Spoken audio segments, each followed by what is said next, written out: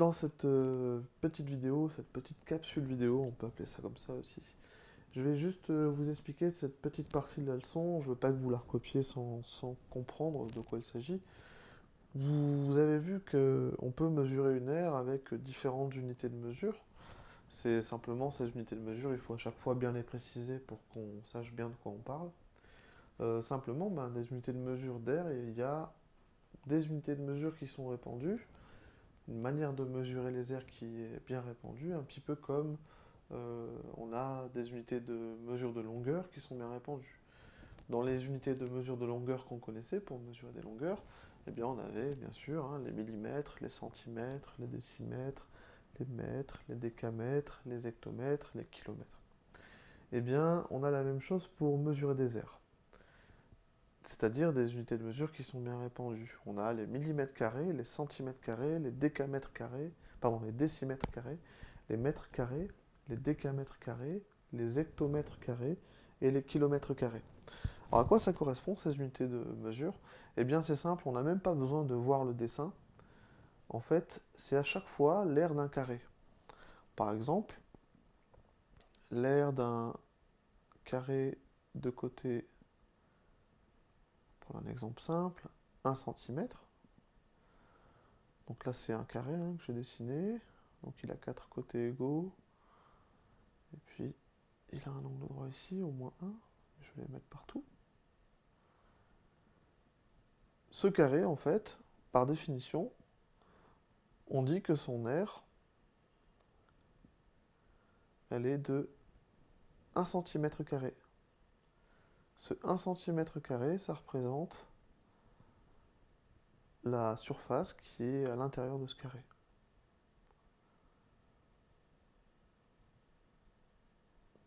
De la même manière, on peut parler des millimètres carrés, des décimètres carrés, ainsi de suite. C'est à chaque fois l'aire d'un carré. Les millimètres carrés, c'est l'aire d'un carré de côté 1 millimètre.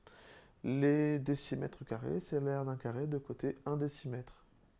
Les mètres carrés, qui est l'unité en fait centrale de ce système de mesure, c'est un petit peu la base, c'est l'aire d'un carré de côté 1 mètre. Et ainsi de suite. Donc c'est ce que je vous ai écrit ici en rouge. 1 mm², c'est l'aire d'un carré de côté 1 mm par 1 mm. 1 cm², c'est l'aire d'un carré de côté 1 cm par 1 cm. 1 décimètre², c'est l'aire d'un carré de côté 1 décimètre par 1 décimètre. Comme vous pouvez le voir ici dans ce tableau, je vous ai mis des exemples d'emploi. C'est important parce que on va utiliser des unités de mesure d'air qui sont adaptées à la surface qu'on veut mesurer. Bien sûr que pour mesurer la surface d'une tête d'allumette, comme ici, on va employer une unité de mesure d'air qui est très petite, qui est celle du millimètre carré. Pour un centimètre carré, enfin pour le centimètre carré, c'est plutôt une unité de mesure d'air qui est plutôt adaptée pour mesurer une petite surface aussi, un petit peu plus grande que celle d'une tête d'allumette, mais qui est assez petite, celle d'un timbre par exemple. Le décimètre carré, lui, permet de mesurer des surfaces qui ressemblent un petit peu à notre main par exemple, ou à celle d'un cahier de brouillon. Voilà, c'est des surfaces de cet ordre de grandeur-là que ça permet de mesurer, le décimètre carré. Le mètre carré, lui, par contre, il permet de mesurer des surfaces qui sont plus grandes. Souvent, on utilise cette unité de mesure, par exemple, pour mesurer la surface d'un appartement ou d'une maison. Rarement pour un jardin, mais ça peut arriver. Ou pour mesurer une chambre, par exemple. Les autres unités de mesure sont beaucoup plus grandes, elles sont là pour mesurer des choses plus grandes. Donc le décamètre carré, là je vous ai mis un exemple, ça permet de mesurer la surface d'un terrain de volley par exemple. L'hectomètre carré, ça permet de mesurer plutôt des choses qui ressemblent à des champs ou à des terrains de foot. Un terrain de foot, c'est à presque un hectomètre carré, c'est 0,7 hectomètre carré. Et puis le kilomètre carré, ça c'est plutôt utilisé pour mesurer par exemple des surfaces qui ressemblent à celles d'une ville. Le Belfort par exemple, ça a une aire, la ville de Belfort, de 17 km². Donc voilà, il faut aussi avoir en tête que les unités de mesure que je suis en train de vous montrer, eh bien, elles sont à adapter en fonction de ce qu'on a à mesurer. Un petit peu comme pour les longueurs. On s'amusait pas à mesurer un segment sur son cahier, qu'on a dessiné sur son cahier, avec 1 mètre. Hein, on mesure ça plutôt avec des centimètres ou des millimètres. On s'amuse pas à mesurer la longueur d'un terrain de foot avec des millimètres. Ça n'a pas de sens. Donc c'est pareil ici. On va utiliser des unités de mesure d'air appropriées. Dans la diapositive suivante, je vais un petit peu vous expliquer ce qui est écrit ici en rouge, hein, qui en fait permet de passer d'une unité de mesure à l'autre. Donc,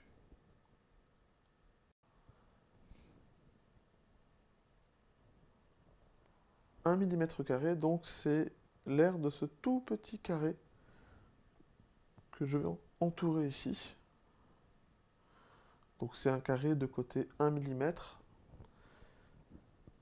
Donc son aire, la surface qu'il y a à l'intérieur, elle est toute petite, c'est une aire de 1 mm². Vous voyez qu'il y a un lien en fait entre cette petite aire de 1 mm² et puis l'aire de 1 cm² qui est celle du carré qui est dessiné ici, qui a comme côté, lui, 1 cm. Hein. Sur une feuille de papier millimétrée, ça mesure 1 cm. C'est quoi le lien qui est entre les deux? Eh bien, c'est qu'on va trouver 100 fois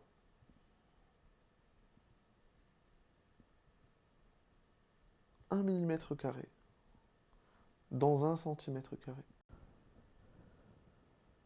On trouve 100 petits carrés d'1 mm² dans ce carré bleu. Pour s'en convaincre, on peut voir ici que déjà on trouve sur chaque rangée 10 petits carreaux, et puis sur chaque colonne on en trouve 10 aussi. Donc pour trouver le nombre de petits carrés qui est à l'intérieur de 1 cm², on va faire 10 fois 10. Et on trouve bien 100 fois 1 mm². Pour le décimètre carré, c'est un petit peu la même logique. Puisque dans ce grand carré là, hein, qui a une aire de 1 décimètre², qui correspond à toute la partie que je vous ai donnée, eh bien, on a un côté de 1 décimètre. Hein, c'est par définition, c'est ça que ça veut dire. Sur ce côté de 1 décimètre, on voit qu'on peut compter 1, 2, 3, 4, 5, 6, 7, 8, 9, 10. On peut compter 10 petits carreaux. Pour connaître combien il y a de petits carreaux comme ça dans ce carré de 1 décimètre², eh bien, il faut bien sûr faire ces 10 petits carreaux sur une ligne fois les 10 lignes qu'on a. Et ça nous donne bien 100 petits carreaux. Donc, dans 1 décimètre², il y a 100 fois 1 cm². Tout ça, ça veut dire quoi? Eh bien, ça veut dire déjà que 1 cm², c'est égal à 100 mm². C'est les mêmes surfaces, c'est juste qu'on a changé d'unité de mesure, mais c'est bien les mêmes R. Et puis, ça veut dire aussi que, eh bien, 1 décimètre², c'est égal à 100 cm². Mais puisque 1 cm², c'est égal à 100 mm², eh bien 1 décimètre², c'est égal à 100 fois 100 mm². C'est-à-dire que c'est égal à 10 000 mm², 1 décimètre². Ça veut dire que là, sur cette image que je vous ai donnée, il y a 10 000 petits carreaux d'air 1 mm². Donc ça, c'est quelque chose qu'il faut avoir bien compris. Hein. On peut passer d'une unité de mesure à une autre, avec cette manière de mesurer les airs, les millimètres carrés, centimètres carrés, décimètres carrés, ainsi de suite. Et contrairement aux unités de longueur, eh bien, on passe de l'une à l'autre, non plus en multipliant par 10, ou en divisant par 10, mais en multipliant par 100, ou en divisant par 100. Alors, je vais essayer de vous montrer un petit exemple.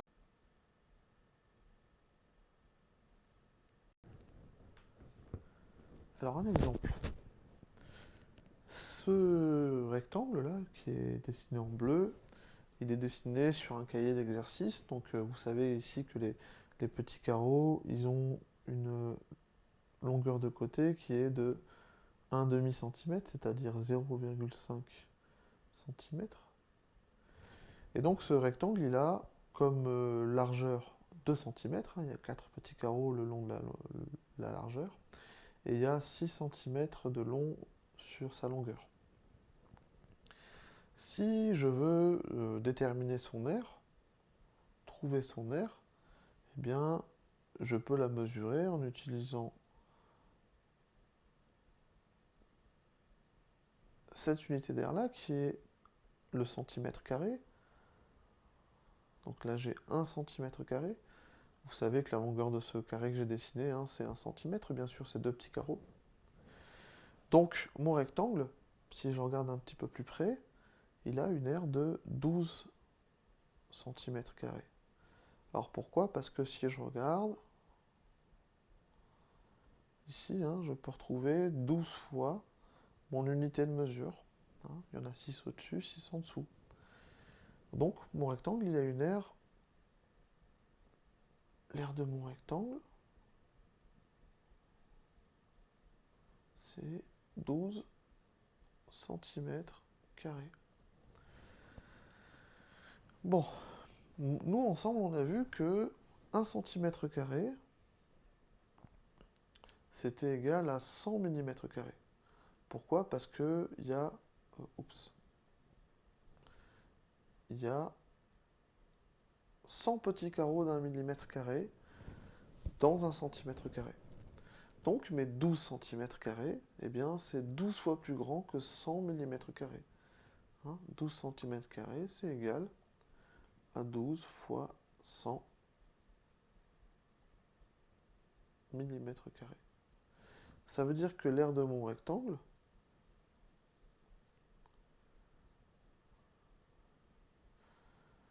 si je veux la donner dans l'unité de mesure qui est celle des mm², qui a une unité de mesure plus petite, hein, bien sûr, d'air, eh bien je peux dire qu'elle est de 1200 mm². Vous avez vu, hein, on peut passer, comme on faisait avec les longueurs, de l'une à l'autre. On peut faire ce qu'on appelle une conversion d'unité d'air. Voilà. Donc ça, plus tard, vous verrez, on travaillera dessus. On aura même un tableau de conversion. Il sera un petit peu différent de celui qu'on connaît pour les longueurs. Vous l'avez peut-être déjà rencontré, ce tableau, d'ailleurs. Mais voilà. Souvenez-vous qu'on passe bien d'une unité de mesure à l'autre en multipliant par 100 ou en divisant par 100. Et non plus par 10, comme avec les longueurs. Voilà, merci, à bientôt.